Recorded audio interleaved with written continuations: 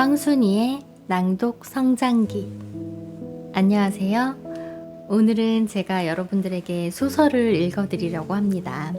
제가 그동안 에세이를 많이 읽어드렸죠. 정세랑님의 장편소설 피프티 피플입니다. 제목처럼 50명의 주인공이 등장을 하는데요. 정확히 말하면 50명은 아닙니다. 네. 한번 읽어보시면 되겠고요. 작가님께서 이 소설을 쓰실 때 그런 생각을 했대요. 주인공이 없는 소설을 쓰고 싶다. 그래서 정말 깜짝 놀랐는데요. 이 소설책 안에는 정말로 소제목이 사람 이름으로 되어 있어요. 그래서 그 많은 사람들 이름 중에서 제가 읽어드릴 분의 주인공의 이름은 송수정입니다. 네, 그렇다면 책 속으로 들어가 보도록 하겠습니다. 고고싱. 송수정. 담당 교수 뒤에 의자도 없이 서 있던 젊은 의사가 위를 올려다보며 고개의 각도를 조금씩 계속 바꾸었다. 수정은 알아채버렸다. 눈물을 흘리지 않으려고 하는 행동이라는 걸. 작은 컵을 빙글빙글 돌려봤자 컵이 커지는 건 아니에요. 수정은 속으로만 생각했다. 몇 년 전에는 수정도 자주 저렇게 고개를 돌리곤 했다. 눈물 기관들을 잘 알지 못하지만 수정이 깨우친 요령은 물이 천천히 내려가는 배수구를 떠올리는 것이었다. 9월에 딸이 결혼을 해서 그때까지 외출을 할 수 있어야 하는데요. 엄마는 흥정과 선언의 중간쯤 되는 투로 애매하게 말했다. 결혼식을 되도록 당기시는 편이 좋겠습니다. 불편한 기색을 숨기지 못한 교수의 대답이 돌아왔다.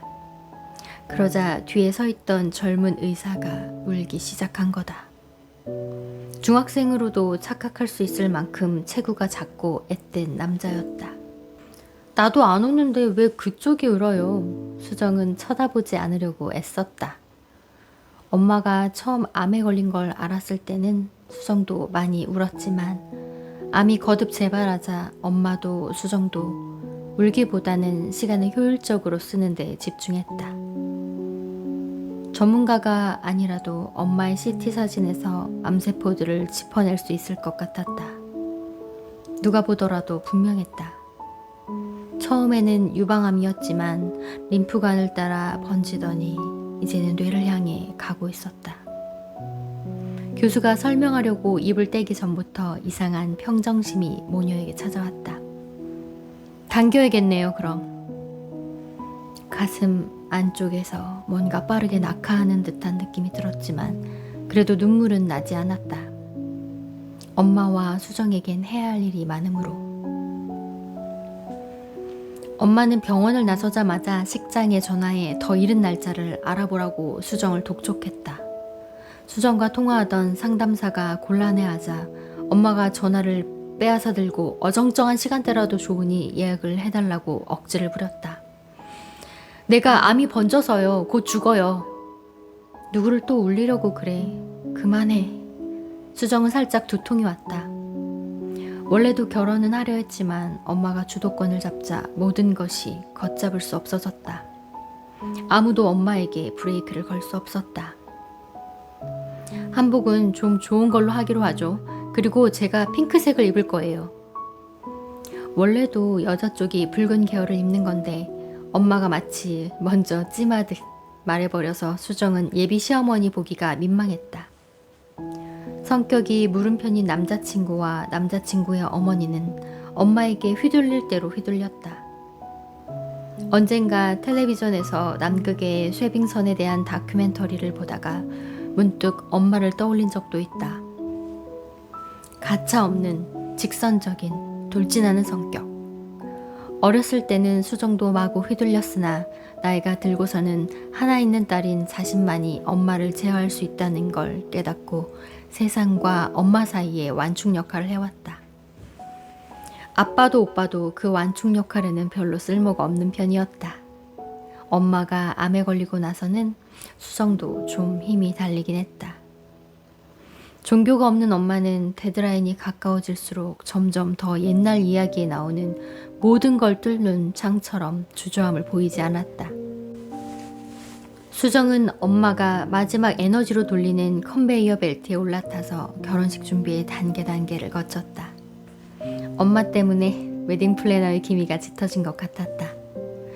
엄마는 한국에 있는 모든 웨딩 드레스를 다 확인하려는 것 같았고 사진 스튜디오에 따라와서도 곧 죽어요 호소를 하여 최대의 촬영 컷수를 얻어냈으며 식장을 장식할 꽃에만 한 재산을 탕진하려는지 플로리스트에게 가장 화려한 디자인을 요구했다.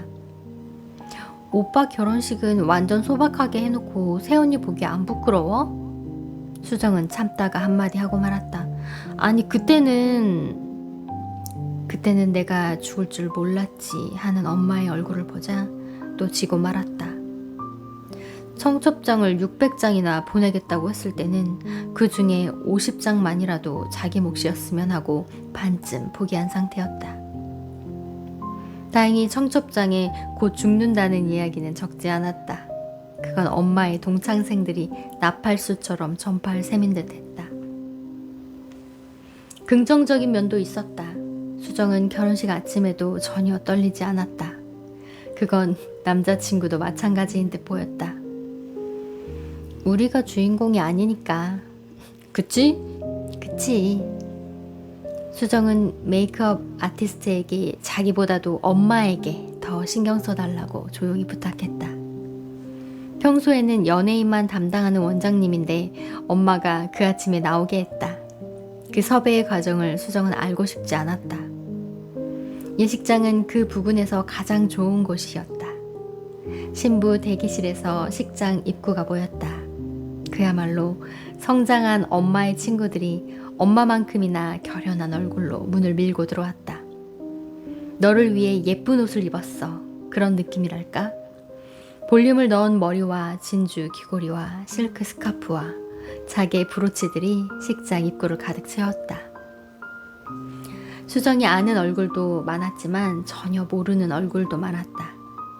엄마는 그 가운데 서서 수정에게는 들리지 않는 말로 인사를 하고 있었다. 결혼식을 가장한 장례식이었다. 근사한 장례식이었다. 누군가 한복 칭찬을 한 모양이었다. 엄마가 고전무용을 하듯이 한쪽 손을 멋들어지게 들고 그 자리에서 장난스럽게 한 바퀴 돌았다. 사각 사각. 아마도 그런 소리가 났을 것이다.